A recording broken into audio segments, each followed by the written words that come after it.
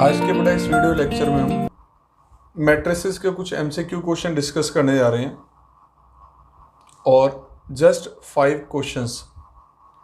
सो देखिए, first question हमारे पास matrix से रिलेटेड क्या है। A is the 3/4 matrix, then what will be the order of B such that A B and B A both are defined. Question आप देखो screen पर display हो रहा है। क्या कहा गया क्वेश्चन में? A is a matrix of 3/4 order।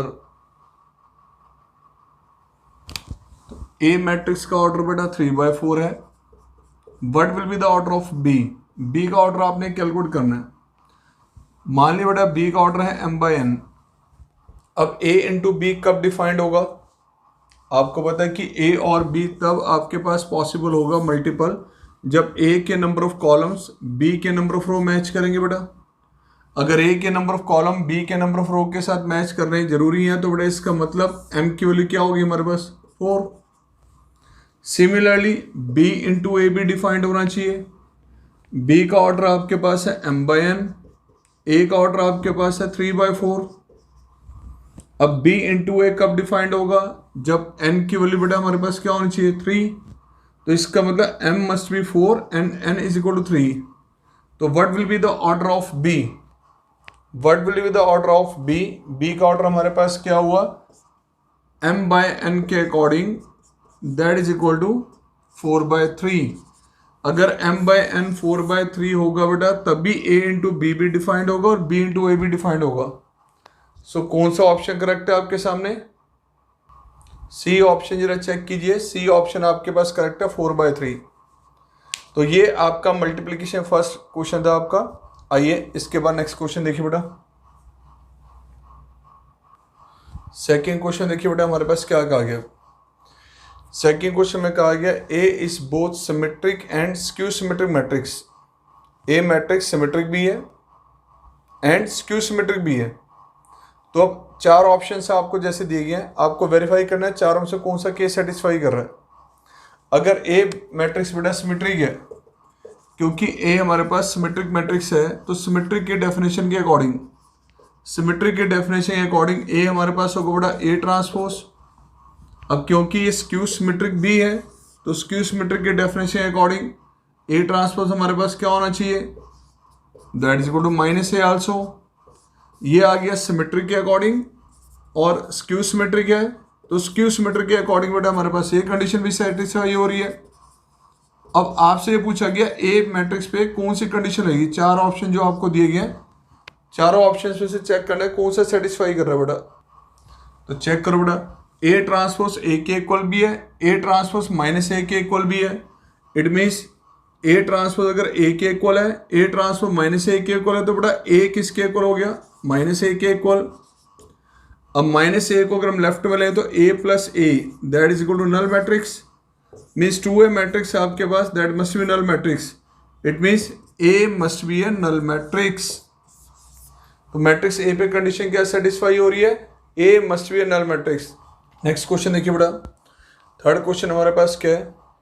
Third question के बारे में कहा गया हमारे पास, जैसे स्क्रीन पे डिस्प्ले हो रहा है, let P and Q be 2 matrices of order 2/n and 2/p respectively.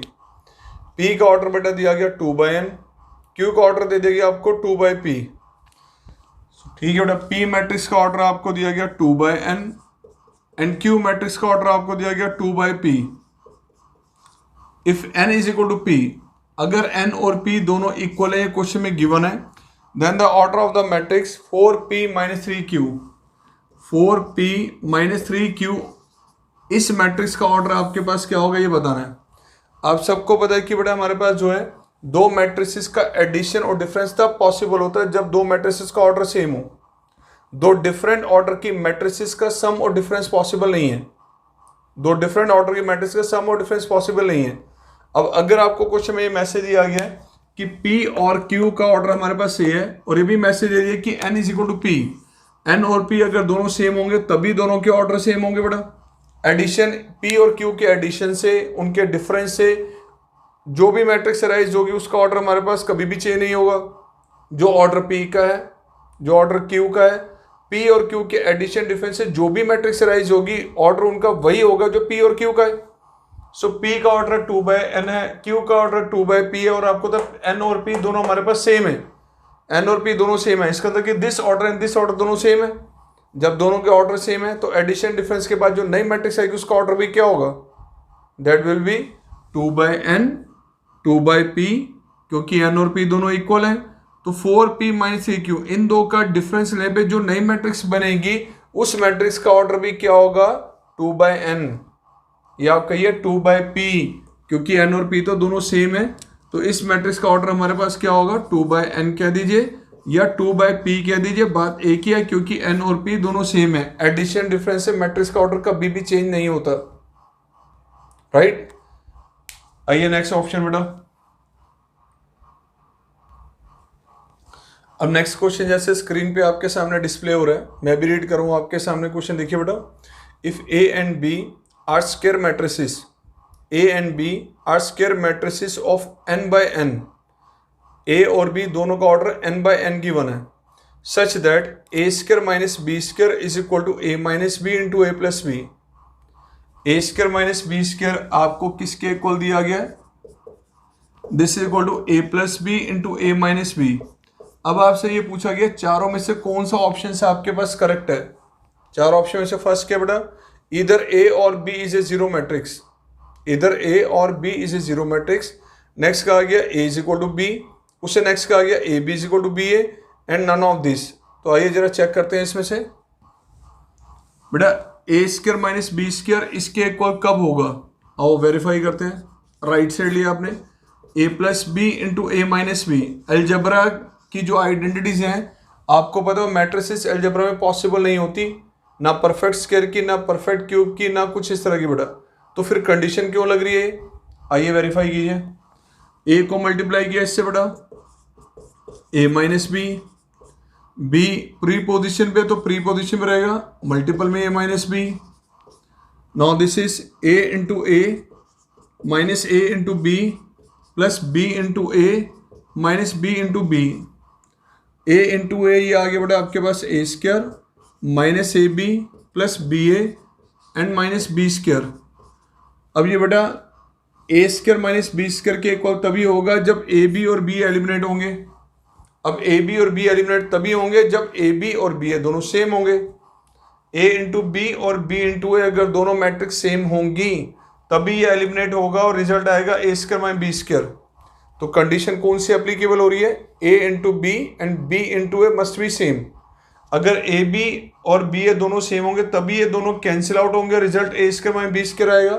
तो जो C ऑप्शन आपके पास है जैसे स्क्रीन पे डिस्प्ले हो रहा है, AB must be equal to BA। अब एक स्टूडेंट कहता है, नेक्स्ट क्वेश्चन देखो बेटा जरा, फिफ्थ क्वेश्चन है, if A and B two matrices such that A plus B and A into B are both defined. A plus B भी defined है, अब ये एडिशन भी कैलकुलेट कर सकते हैं, A इंटू B भी डिफाइंड है, ठीक है। अब दो मैट्रिसेस का सम और डिफरेंस कब पॉसिबल होता है, जब दोनों का ऑर्डर सेम हो। तो इसका मतलब A और B का ऑर्डर सेम होना जरूरी है।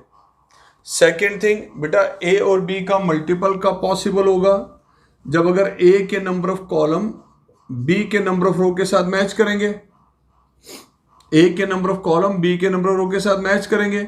अगर ये M इंटू N है तो इसका ऑर्डर N/P होना जरूरी है, मीन्स ये दोनों सेम होने चाहिए।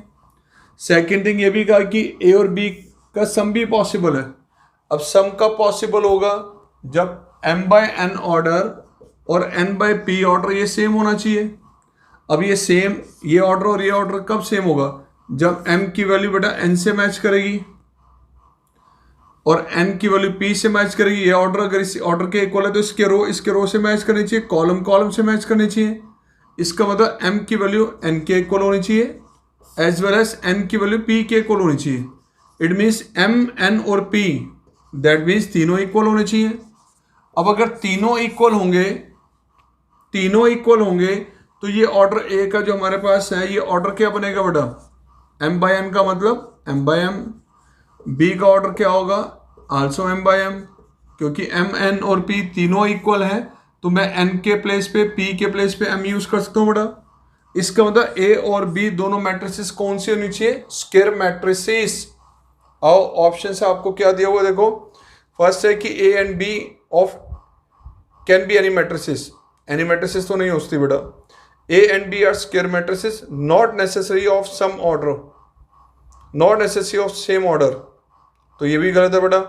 Number of columns in A and number of rows in B, definitely ये तो सेटिस्फाई होना चाहिए, बट आगे कह रहा है A and B are square matrices of same order. B option में क्या कहा था? Not necessary of same order, और डी ऑप्शन में कह रहा है ऑफ सेम ऑर्डर, तो सेम ऑर्डर बेटा हमारे पास होना जरूरी है, तो डी ऑप्शन इज करेक्ट।